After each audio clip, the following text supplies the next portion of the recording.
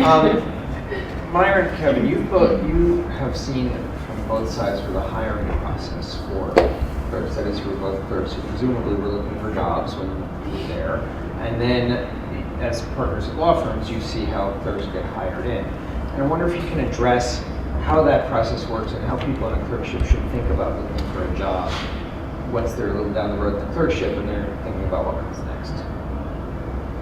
You start?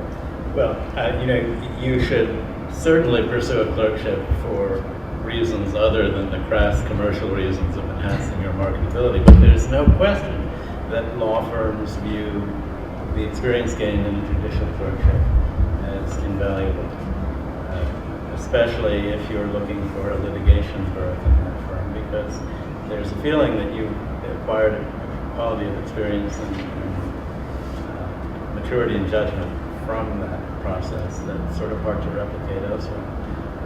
I think there's also a thought that by recruiting clerks, one has greater opportunity to draw more clerks, because the affinities that operate in all environments will cause your peers to seek out a law firm environment because you're there. So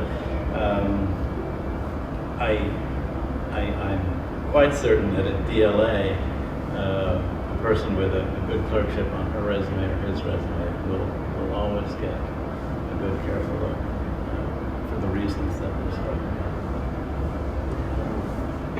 I've had the privilege of hiring a couple of Judge Rakoff's clerks. I'm vouch for him in saying that, at least in my experience, they're all terrific. And I think one advantage in looking for a job coming out of a clerkship is that you may have a little bit more ability to distinguish among different jobs than you're going to have as a law student.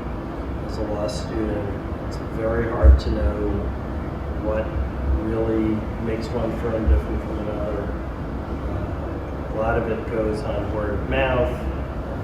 Word of mouth is, at best slightly more reliable than throwing darts. Maybe less reliable at times.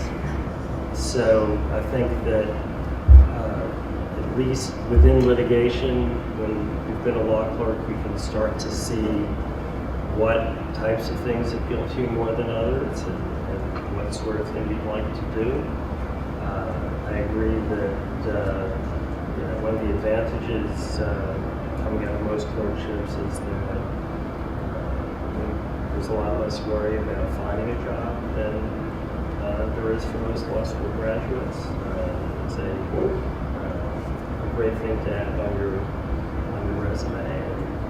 And it's probably worth using that marketability or desirability, or whatever you want to call it, to try to pick the right landing spot, with the understanding that just about everybody coming out of a clerkship is still easily young enough for whatever that landing spot is to be only the first of what may be several stops, because it's not like when that happens, you've grown up and you know what you're going to be when you grow up, right?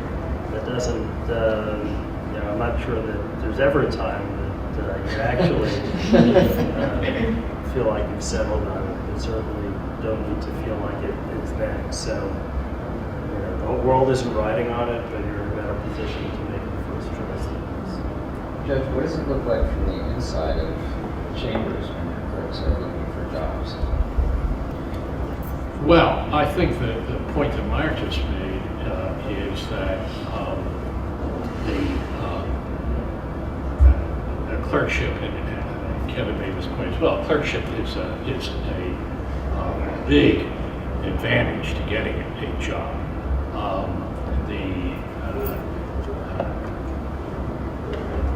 I will write letters of recommendation, and most judges will do that.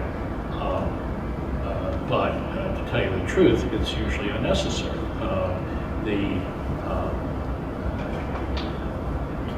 The law firms recognize that it's to their advantage to have someone who understands the system from the inside.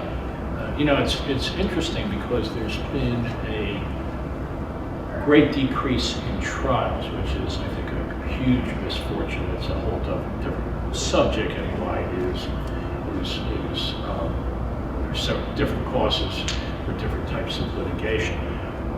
Nevertheless, people with trial experience are a very sought-after commodity. And for example, people coming out of the U.S. Attorney's Office, get partnerships in big firms because they have tried the big cases. Well, at the law clerk level, there's a similar benefit. These are people who know the system from the inside. We may only have one case a year that will go to trial. We'll certainly have maybe a dozen cases that go through discovery. But even if 60% of our cases never even see the inside of a courtroom, we want someone who we can say to the clients, don't worry about it. If this case goes all the way, we've got someone who can really tell us how to do it. That at the partner level, that's people who try cases, even if the case never goes to trial. At the associate level, that is someone who's been a law clerk who brings that added dimension of learning. And so you won't get clerkships. That's a very valuable commodity to law firms. And by the way, going back to public interest law firms, because I know a lot of you would be naturally interested in that. In my view, it's even a greater, a more important commodity there, and a more sought after commodity, because those firms tend to be small and they don't get that many opportunities to go into court, and so they need people who will be able to do the job. If you are a lawyer with a law firm and you don't have the capability of going to court, you're going to lose that case, or you're going to settle it cheap, or you're going to, for one reason or another, not be able to do the job because you will fear the court. And that's the law clerks don't, after a year or two of clerkship, don't fear